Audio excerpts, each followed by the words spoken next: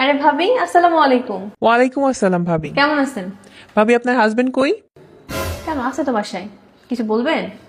আপনার হাজবেন্ড আজকে কি করছে জানেন? কি করছে? আপনার হাজবেন্ড আজকে মার্কেটে সবার সামনে আমার হাত ধরছে, আর এটা আমার জামাই দেখছে। এখন দেখা আমারে বাটি চালান দিতেছে, আমি এখন কি করব বলেন, কই যাব?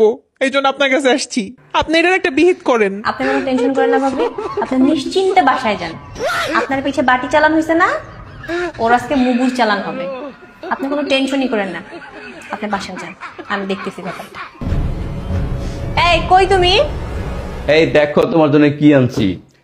তিনটা শাড়ি আনছি আমি। মজার কাহিনী কি জানো, আজকে ভাবির সাথে মার্কেটে দেখা হয়েছে। ভাবির জিজ্ঞেস করলাম, ভাবি আপনি এখানে কেন? ভাবি বলতেছে শাড়ি কিনতে আসছি। তখন আমি মনে মনে ভাবলাম, ভাবি যখন শাড়ি কিনতে আসছে, তোমার জন্য তো শাড়ি কেনা উচিত। ভাবি কি শাড়ি কেনে, কয় টাকা দিয়ে কেনে, এটা আমার দেখা উচিত না বলো? এবার ভাবিটা হাত ধরে টান দিয়ে নিয়ে দোকানে গেছি। না মানে একটু হালকা হাত ধরছি দোকানে নেওয়ার জন্য আর কি। এরপর ভাবি 3টে শাড়ি কিনছে। কয় টাকাটা জানো? মাত্র 6,000 টাকা দিয়া। এরপর ভাবি চলে গেল।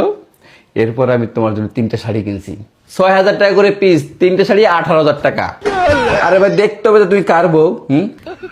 যাও এই শাড়িটা পরে আসো, দেখো তোমাকে কত সুন্দর লাগে। আচ্ছা ঠিক আছে, আমি এক্ষুনি পড়ে আসতেছি। Thank you.